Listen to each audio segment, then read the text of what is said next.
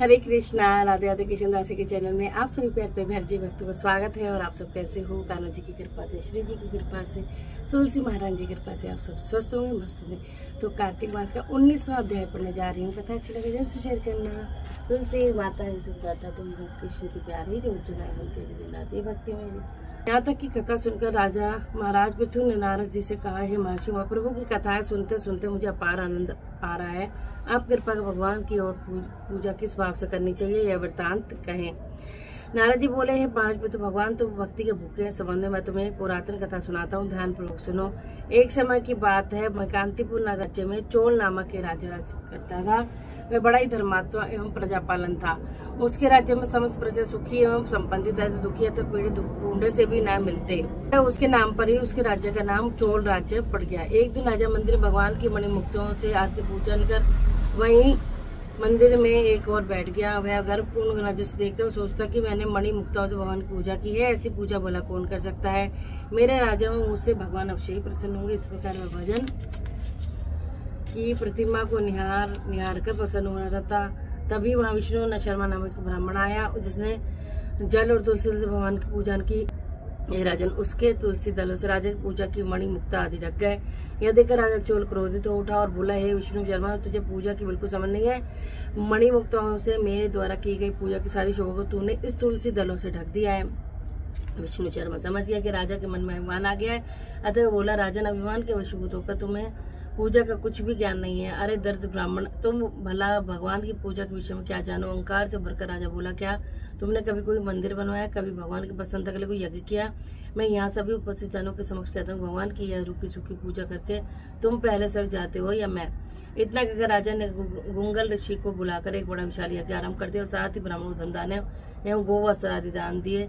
उधर विष्णु शर्मा अपने स्वभाव अनुसार नित्य ही भांति भगवान का पूजन वंदन करता रहा। वह सदैव की भांति माघ का तथा कार्तिक मास के व्रत करता, तुलसी वन का रोपण करता, एकादशी का व्रत एवं ओम नमो भगवते वासुदेव मंत्र का नित्य जाप करता। वह उठते बढ़ते चलते बढ़ते भगवान का स्मरण करता था। हे राजन, भगवान की माया बड़ी विचित्र है, इसे कोई नहीं समझ सकता।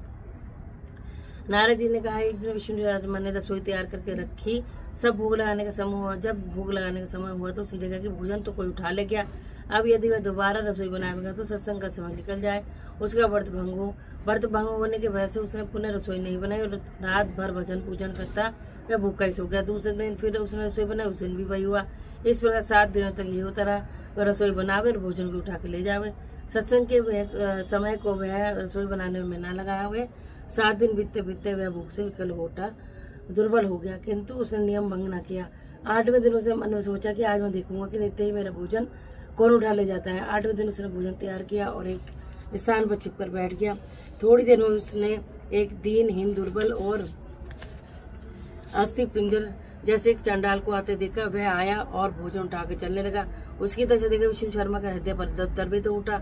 उसने उस चंडाल से कहा, अरे भाई, ये रुका सूखा भोजन मत ले जाओ, मेरे पास थोड़ा घी है, वह भी ले लो। की बात सुनकर चंडाल भयभीत होकर भाग खड़ा हुआ, मगर शीघ्र ही ठोकर खाकर गिर पड़ा। तब तक विष्णु शर्मा भी उसके समीप पहुंच गया और उसने गमछे से उस पर हमला करने लगा। थोड़ी देर बाद उसने देखा कि चंडाल की जगह शंख, चक्र, गदा, पद्म एवं वन मालाधारी भगवान विष्णु स्वयं वहां लेटे हुए हैं। उसी क्षण विष्णु शर्मा ने उसके चरणों में गिरकर नमस्कार किया। तभी रुद्रादि देवता भी वहां उपस्थित हो गए और वेद मंत्रों से उसका पूजन किया। तब भगवान विष्णु ने बड़े ही स्नेह से विष्णु शर्मा का आलिंगन किया और अपने दिव्य रथ में बैठाकर अपने साथ बैकुंठ को चले गए। चोल राजा भी यह दृश्य देख रहा था। तब उसने देखा कि भगवान की विष्णु शर्मा पर ऐसी अनुकंपा हुई है तो वह बड़ा ही दुखी हुआ। यह बात उसके हृदय को कचोटने लगी कि उसका दान पुण्य सब व्यर्थ किया। उसने गुंगल ऋषि को बुलाकर दुखी स्वर में कहा, यह सब क्या है ऋषिवर, जिसके द्वेष के कारण मैंने इतने यज्ञ किया, इसके दान पुण्य किया, वह मेरी आंखों को समझ स्वयं भगवान विष्णु ले गए। बैकुंठ को जा रहा था और मैं उपेक्षित पड़ा हूँ। क्या मेरे यज्ञ दान पुण्य व्यर्थ गए? इससे तो वही सिद्ध होता है भगवान यज्ञ दान से नहीं, अचल भक्ति से प्रसन्न होते हैं। भगवान कर्म कांडों का दिखावा करने से नहीं, भक्ति से प्रसन्न होते हैं। चोल राजा ने आजीवन ब्रह्मचर्य व्रत धारण किया। अतः उसके कोई संतान थी, इसलिए अपना सारा राजपाट अपने भांजे को सौंपकर और वह यह कहते हुए कि हे प्रभु, मुझे चल भक्ति तो वह अग्निकुंड में कूद गए। यह देखकर गुंगल ऋषि ने भी क्रोध में मारे अपनी शिखा उखाड़ फेंकी। तब भक्त वत्सल भगवान श्री विष्णु ने राजा के अग्निकुंड में गिरते ही उसे अपने आलिंगन में ले लिया और अपने लोक को ले गए। बैकुंठ में उन्होंने विष्णु शर्मा को शील और राजा चोल को सुशील नामक देकर सुशील नाम देकर अपना द्वारपाल नियुक्त किया। इस प्रकार वे दोनों श्री भगवान के साथ रहने लगे। हे महाराज पितु, आज भी चोल देश में राजा का उत्तराधिकारी उसका भांजा होता है और उस घटना के बाद गुंगल गोत्रीय ब्राह्मण शिका भी नहीं रखते। सूर्य बोले, ऋषि भगवान तो भावना के और प्रेम के भूखे हैं, उन्हें तो प्रेम से ही जाना चाहिए। बोलो श्री हरि विष्णु भगवान की जय। भाव के भूखे हैं भगवान।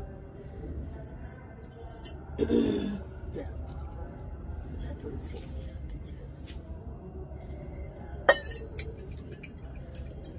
चलिए जब आरती कर लेते हैं। तुलसा महारानी नमो नमो, हरि पुत्रानी नमो नमो। कौन से महीना बोलते से महीना हुई हरियाली, सारा महीना बोलते सनानी सावन मास हुई। तेरी पूजा कौन से महीना हुई सगाई, कार्तिक मास हुई। तेरी पूजा मक्सिर मास हुई सगाई करता। तुलसा महारानी नमो नमो, हरि पुत्रानी नमो। कहाँ बैठी तुलसा, कहाँ बैठी शालिग्राम, गमला बैठी तुलसा, आसन बैठी शालिग्राम। तुलसा महारानी नमो नमो, हरि पुत्रानी नमो। 56 वो 25 जंगल तुलसी ने एक भी पूजा।